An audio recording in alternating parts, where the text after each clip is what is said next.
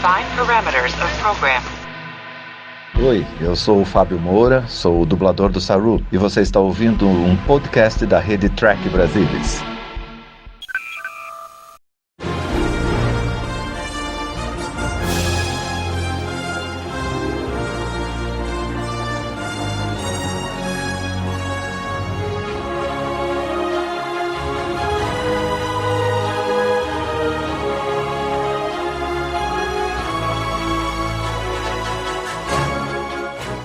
Olá a todos, aqui quem fala é Carlos Henrique Santos, chamando a todos aí para mais um podcast Segundas Impressões, onde a gente vai bater um papinho aqui sobre o 8º episódio de Lower Decks, da primeira temporada de Lower Decks, Veritas.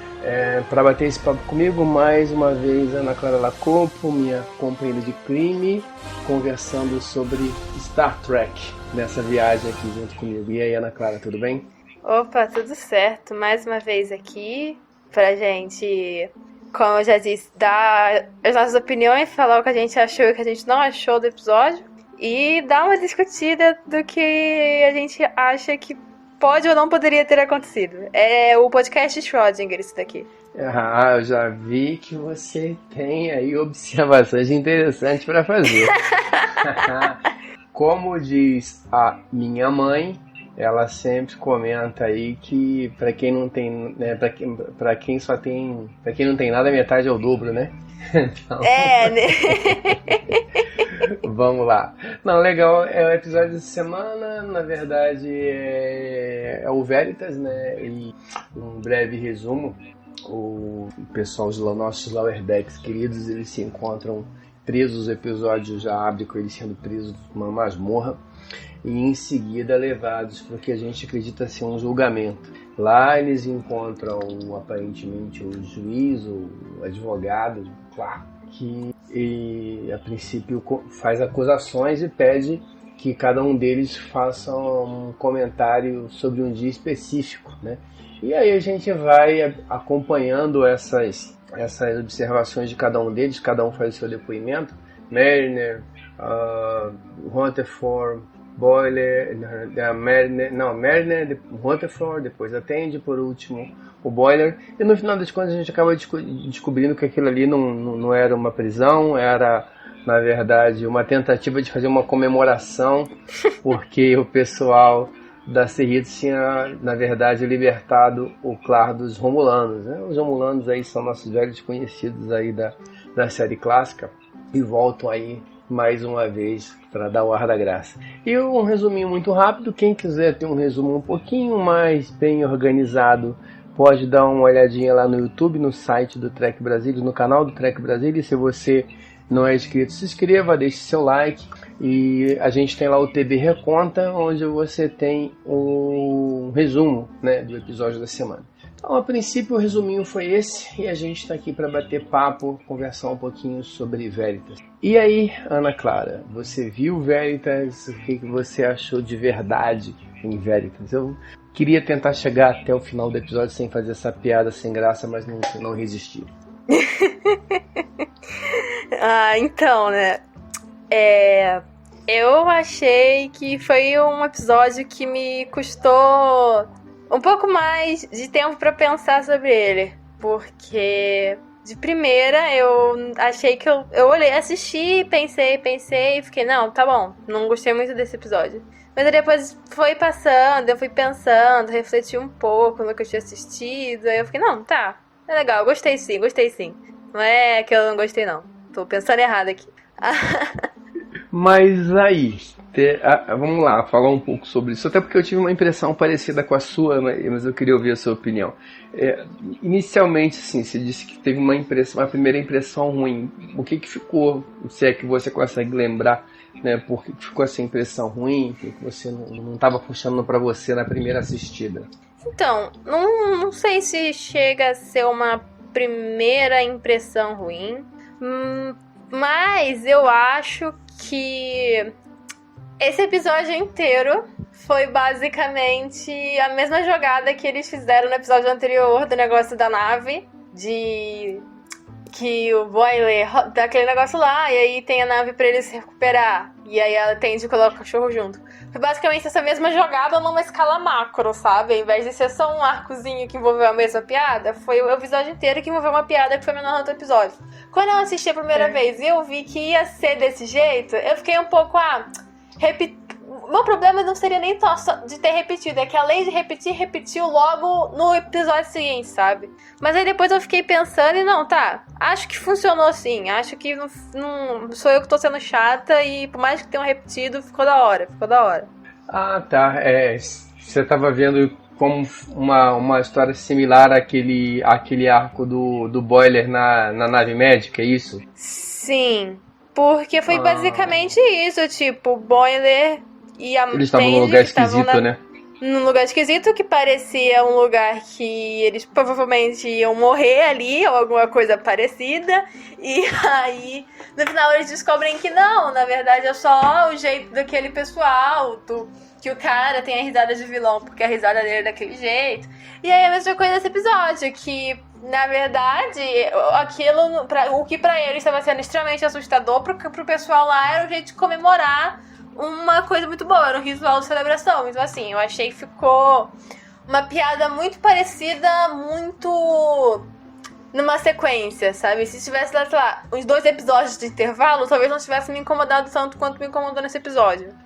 Eu não tinha olhado para esse aspecto, não, mas é verdade, né? Acho que a gente parando para pensar em termos de estrutura de roteiro, é um pouco parecido sim, eles tiram, né? Os dois ali, no caso do episódio anterior, a gente vê um pouquinho do Boiler e da Tandy, né, na nave médica e toda essa situação. E aqui do outro lado é meio que a mesma coisa, assim, numa escala maior, é verdade. Eu acho que faz sentido sim. A minha dificuldade com o episódio não foi muito essa, não. Na verdade, eu nem tinha parado para pensar por esse aspecto. A minha dificuldade com ele é que, num primeiro momento, como eu achei que o negócio era sério, eu não conseguia entender as coisas que estavam acontecendo. Isso não faz muito sentido, né?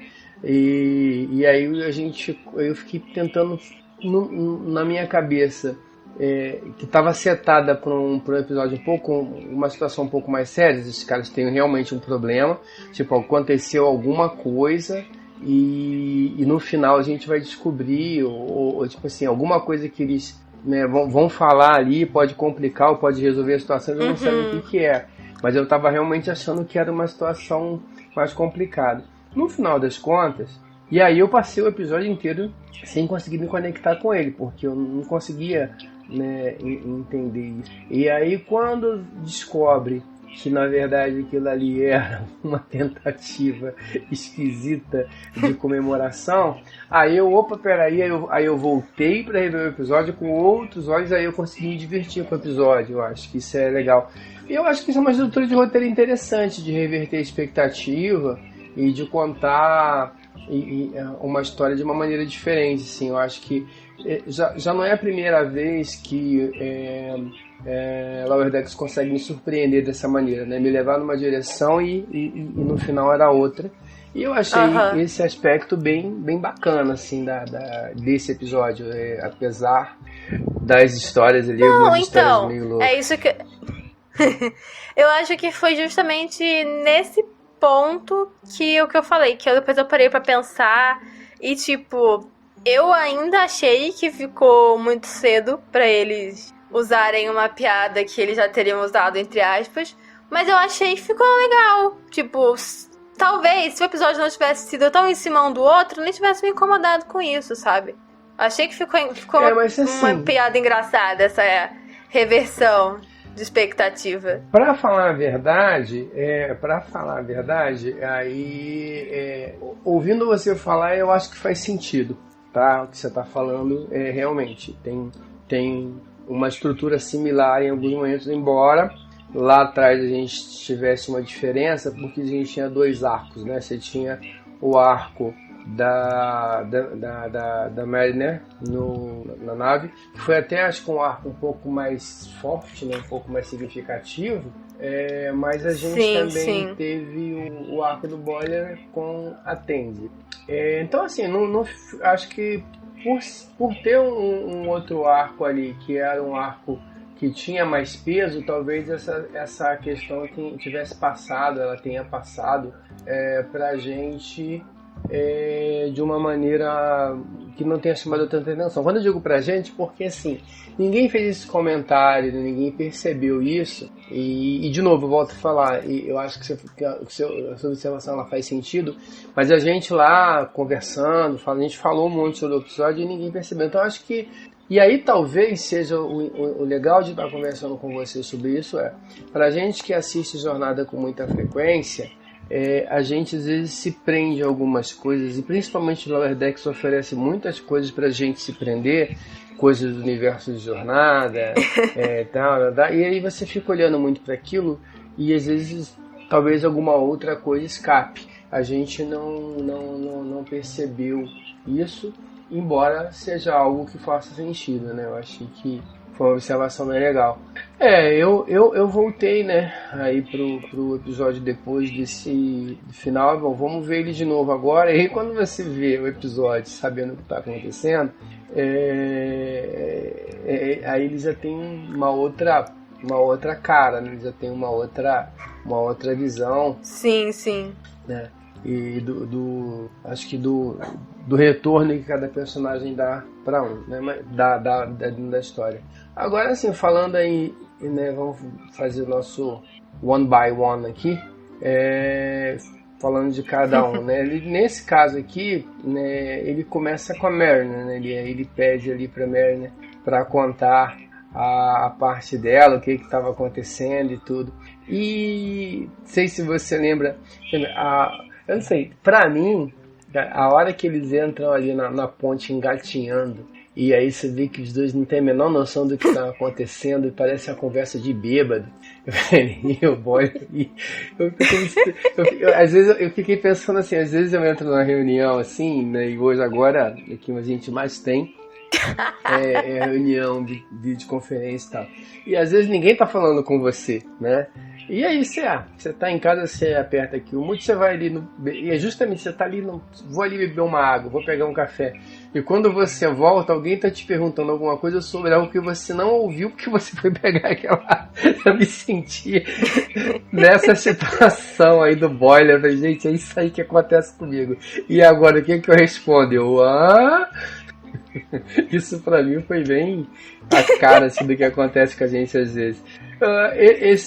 De todas as historinhas assim, o que você achou das histórias? Teve essa, né, da historinha ali da Mariner com o Boiler ali. Eu não sei se aquilo chamou a atenção pra você, o que você achou desse pedaço, ou se tem alguma que tenha te chamado mais atenção. Não sei como é que você quer falar disso. Eu achei todo, assim, a do Boiler com a Mariner eu ri muito também. Eu achei super engraçado, principalmente porque tem aquela questão de todo mundo acha que o Boiler é o mais o Boiler é o quadradão, né? E ele começa a falar um monte de coisa assim, fora de contexto, e o pessoal não sabe que ele não tava ouvindo, tipo, meu Deus, de onde logo você tá tirando isso. E eu achei isso muito engraçado. Chega uma hora que até a Mariner, não sei se ela tava só fingindo muito bem, ou se ela realmente começou a questionar as escolhas dele, mas eu tava achando muito engraçada essa parte do episódio. Pois é, e aí eles falam umas coisas, são as frases meio comuns assim, de Jornada, assim, de manobra evasiva delta. Na verdade, ninguém sabe o que é manobra evasiva, não sei o que, né? E o Crazy Ivan, na verdade, ele não tem nem nada a ver com Jornada. Crazy Ivan é um elemento de roteiro de um filme, né, do Caçado ao Outubro Vermelho, que é baseado num livro do Tom Clancy. E na hora eu não prestei. Eu lembrava do Crazy Ivan. O que é o Crazy Ivan? Então? Aí depois a Lúcia colocou nos easter eggs e eu me lembrei do Caçado ao Outubro Vermelho.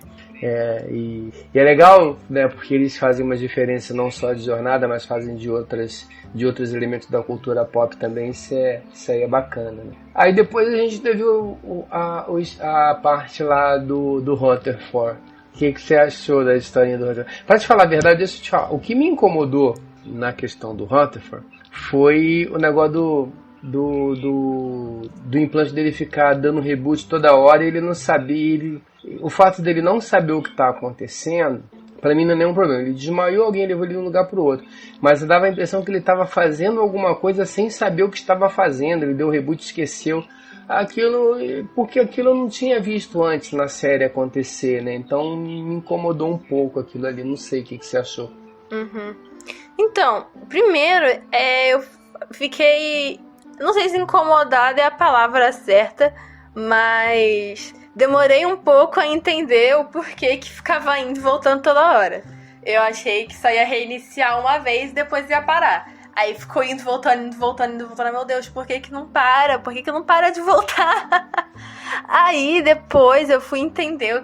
Ainda não entendi muito bem. Eu acho que eu entendi, mas não sei se eu entendi. Mas eu não sei. Eu achei um pouco confuso. Mas assim, eu sei que é pra ficar confuso mesmo. Eu sei que é pra ficar da visão dele, de uma pessoa que não sabe bem o que aconteceu. Mas eu achei que ficou confuso até pra uma coisa que tivesse que ficar confusa, sabe?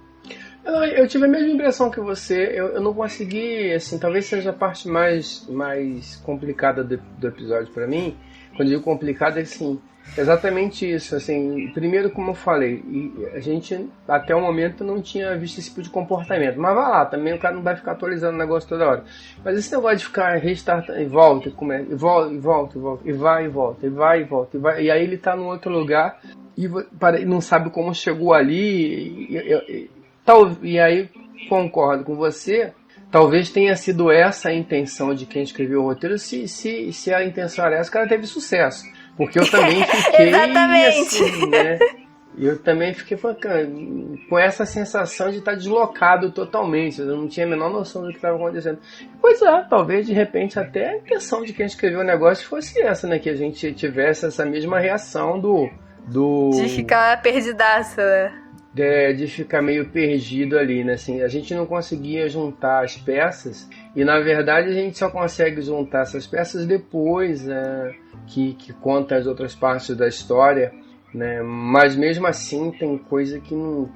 Assim, é claro, né? Assim, tem um momento que ele tá dando um reset, aí ele cai no meio de um casamento gore, né? Um casamento gore, pra quem é Star Trek...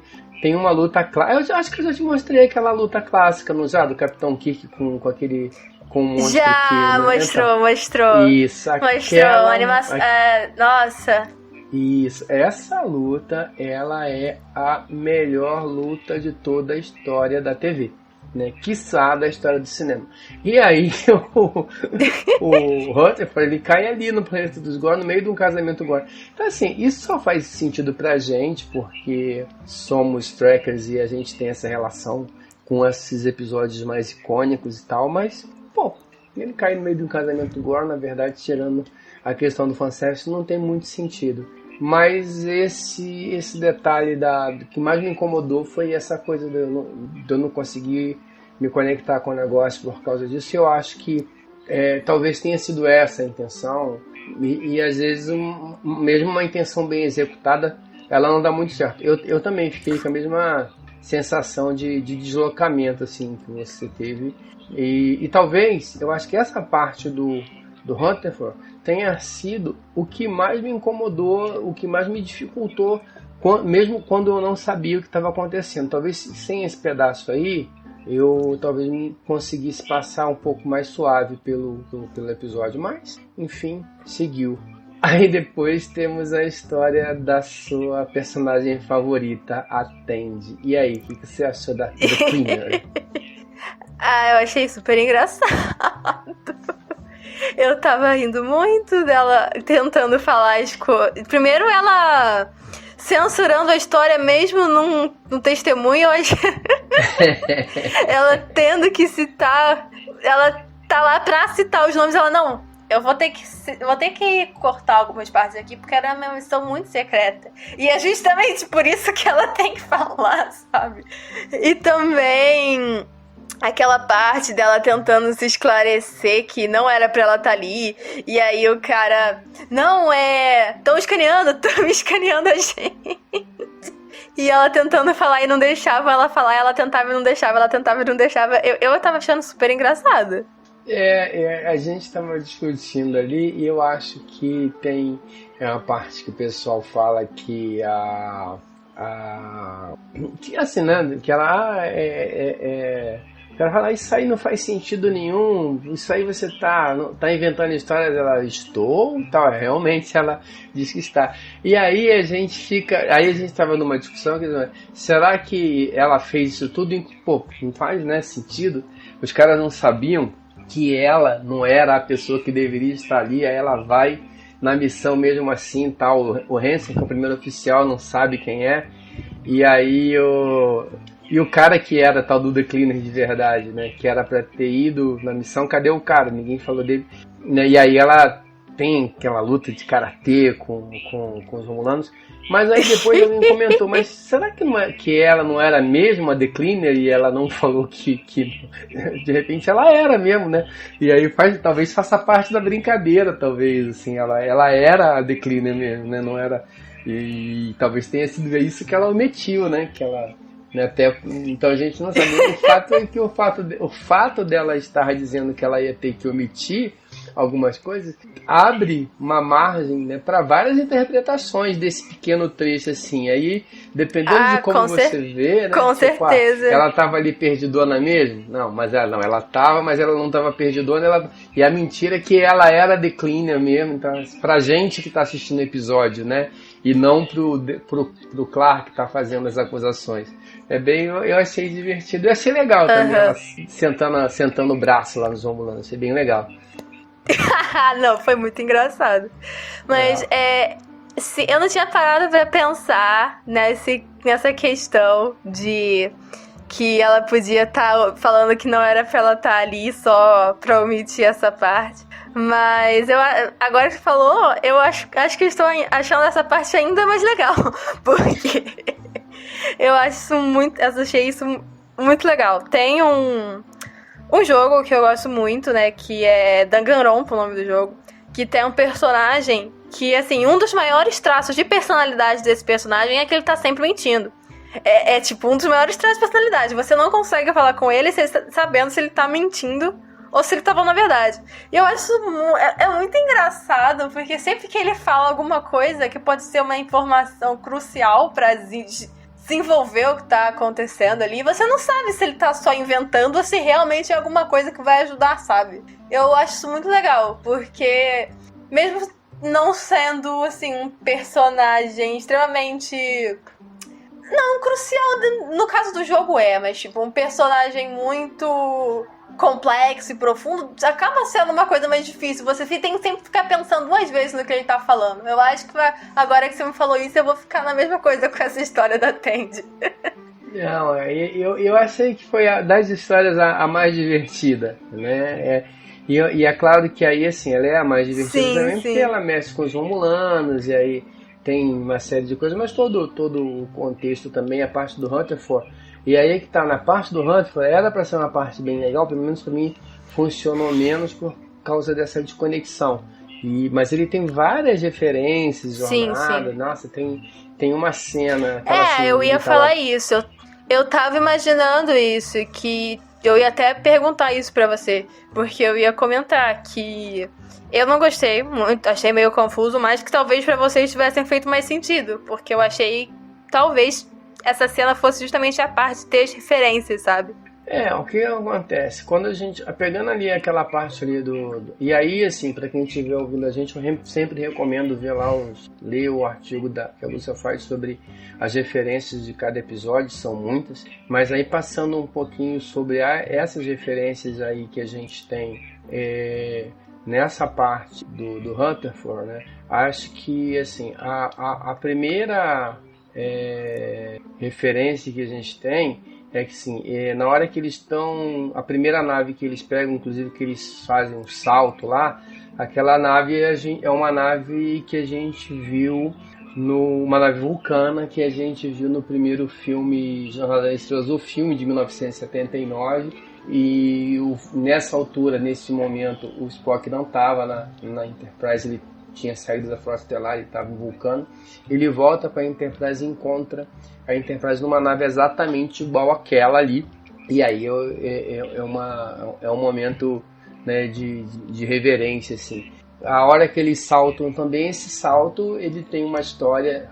Jornada das Estrelas 5 era para ter uma cena de salto suborbital, não aconteceu por falta de orçamento, e essa cena aconteceu depois de Star Trek 2009, em que o Kirk, o Sulu e um outro tripulante saltam de uma nave auxiliar na atmosfera do planeta por conta de uma necessidade lá da missão. Então, uma outra referência também aos filmes de jornada. Eles estão no museu em Vulcano, e nesse museu depois em Vulcano, onde eles descem lá, primeiro que eles vão roubar uma nave romulana nesse museu. E nesse museu, e a nave romulana, ela aparece no episódio clássico de Jornada, Balance of Terror, um episódio, talvez, seguramente um dos 3 melhores, dos 3 mais referenciados episódios da série clássica. Ali a gente tem a nave auxiliar, Galileu, a gente tem uma nave que aparece no filme Primeiro Contato, que é o primeiro filme da nova geração no cinema. A gente tem algumas outras naves de outro episódio de Jornada nas Estrelas. A gente tem nave Klingon, a gente tem nave Gen Radar do Deep Space Nine, a gente tem nave Ferengi. Então é um museu bem completo mesmo. E tem um detalhe que é um detalhe da ficção científica, mas para fora de Jornada. Tem uma pedra ali que não faz sentido nenhum aparentemente, mas essa pedra é na verdade o monolito, que é um elemento fundamental de uma história de 2001, Uma Odisseia no Espaço. Depois veja o filme, você vai entender melhor. Não vou me estender muito para a gente não passar muito do tempo, né? Mas essas, acho que aí tem a nave romulana e tal, tem, como eu falei, o casamento Gorn. Então assim, você vê que nesse pequeno trecho ele tem um monte de referência, praticamente só referência. E talvez quem tenha prestando mais atenção nisso, ou tenha conseguido se conectar mais com isso, tenha apreciado mais essa parte. Mas eu, mesmo assim, apesar de perceber essas coisas, eu fiquei com a mesma sensação de deslocamento que você, entendeu? Eu achei a parte da Tandy bem mais divertida também. Aí, já que eu já falei demais... Óbvio que não é... Óbvio que tem ali uma história, não é que não tem uma história, só que fica difícil pra entender. Mas, justamente, pra quem fica... Que pra quem não consegue entender muito o que tá acontecendo, parece que essa parte do Rutherford tá lá mais por questão do fanservice do que pra adicionar a história, né? Lower Decks tem muito disso, né? E eu particularmente gosto bastante disso. Eu só acho que esse pedaço do Rutherford, acho que pra mim não encaixou bem também, não. Ficou meio perdido. Tem uma aparição bem significativa, que é do Q. O Q, ele é um personagem que ele aparece no primeiro episódio da Nova Geração, Encontro Farpoint. Ele aparece em alguns outros episódios e no episódio final. Então, em vários episódios interessantes e em 2 episódios fundamentais, é o primeiro e o último episódio da Nova Geração, o All Good Things. Então é uma entidade super poderosa que pinta e borda com o pessoal da Enterprise, tal, e está sempre enchendo o saco. Ele aparece, tem uma aparição aí interessante. Lembrei. Exatamente. Lembrei, eu tava tentando lembrar em que parte do episódio ele aparecia, agora eu lembrei. Ele aparece ali no meio quando eles estão contando a história, acho que depois também ali no final. Né?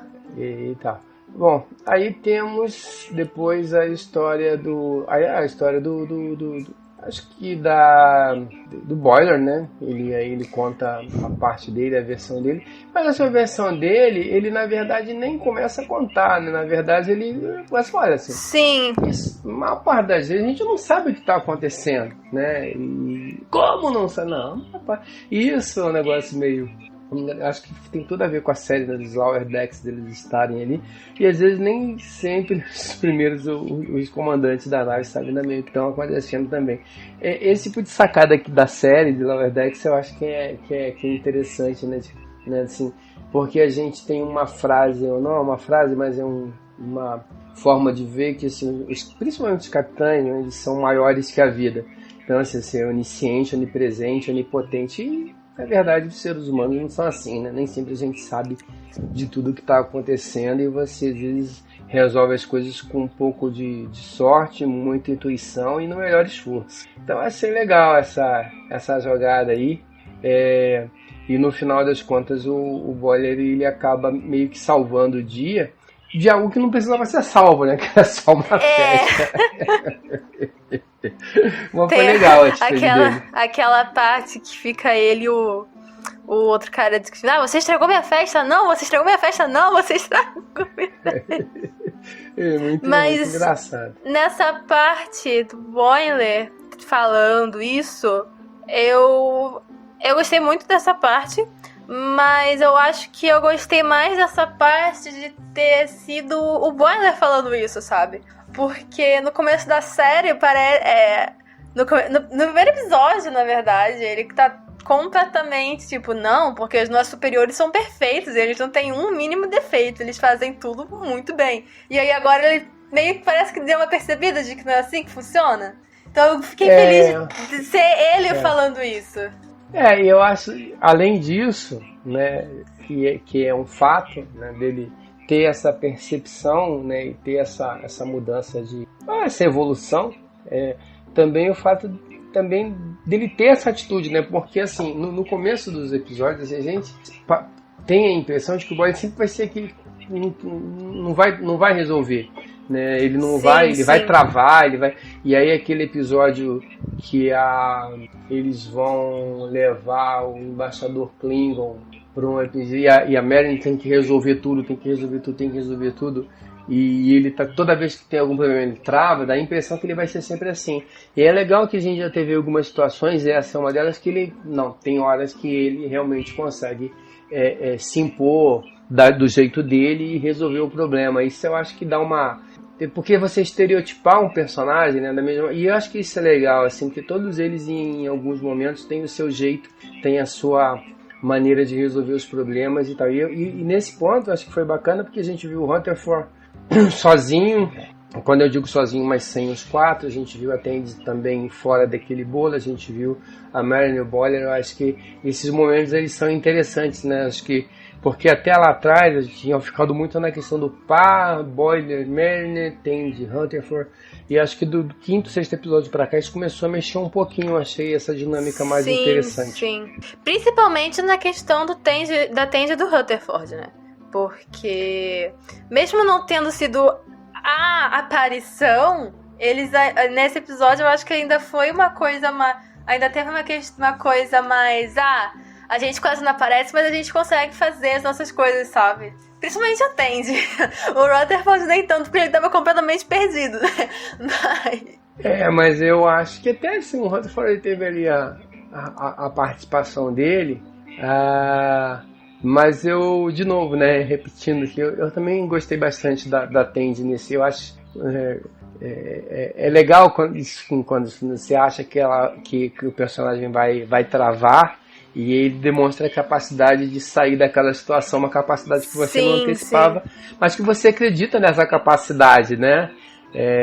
Não é algo assim, eu realmente acredito que a Tandy consiga fazer aquilo ali, né? Sabe-se lá por quê, mas ela passa isso pra mim, eu achei bem legal.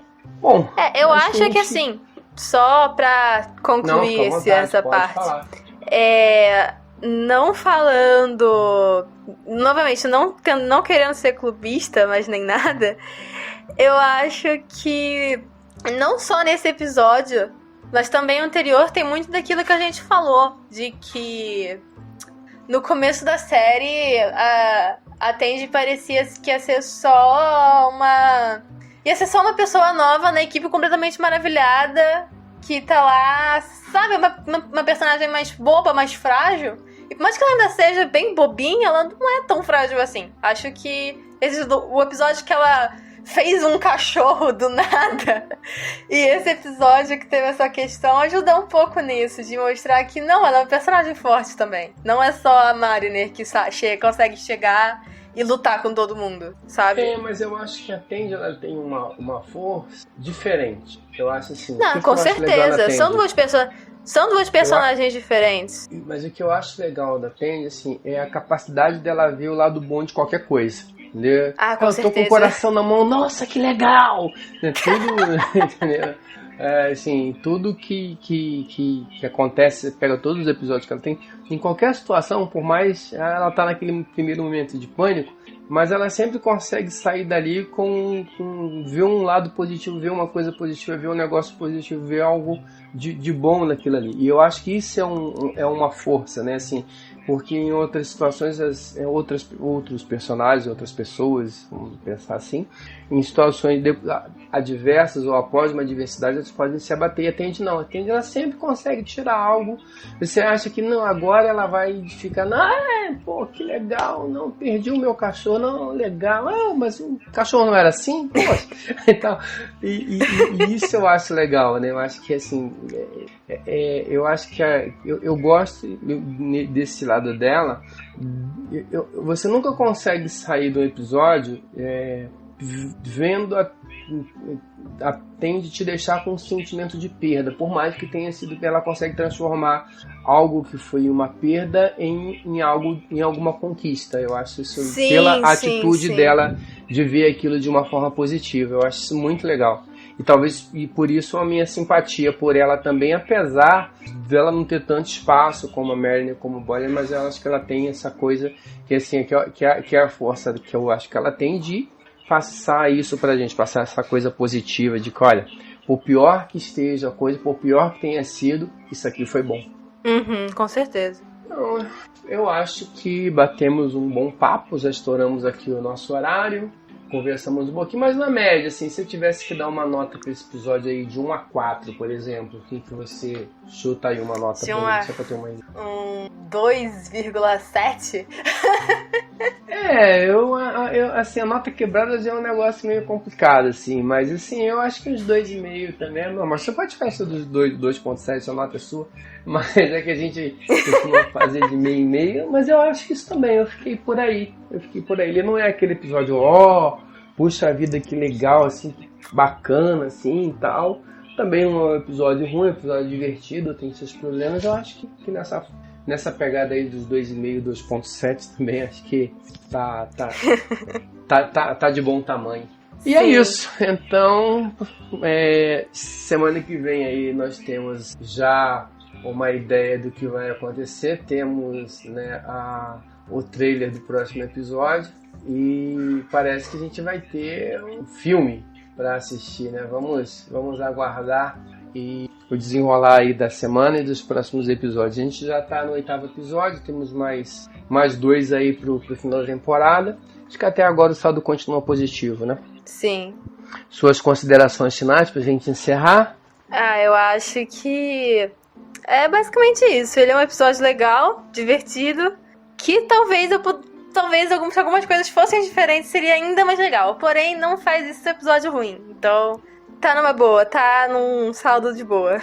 Bacana. Pessoal, obrigado a todos aí que acompanham a gente até aqui. Sempre um prazer tê-los aí acompanhando a nossa jornada. Um grande abraço a todos e até a semana que vem. Obrigado, Ana Clara, e paz e longa vida para todos.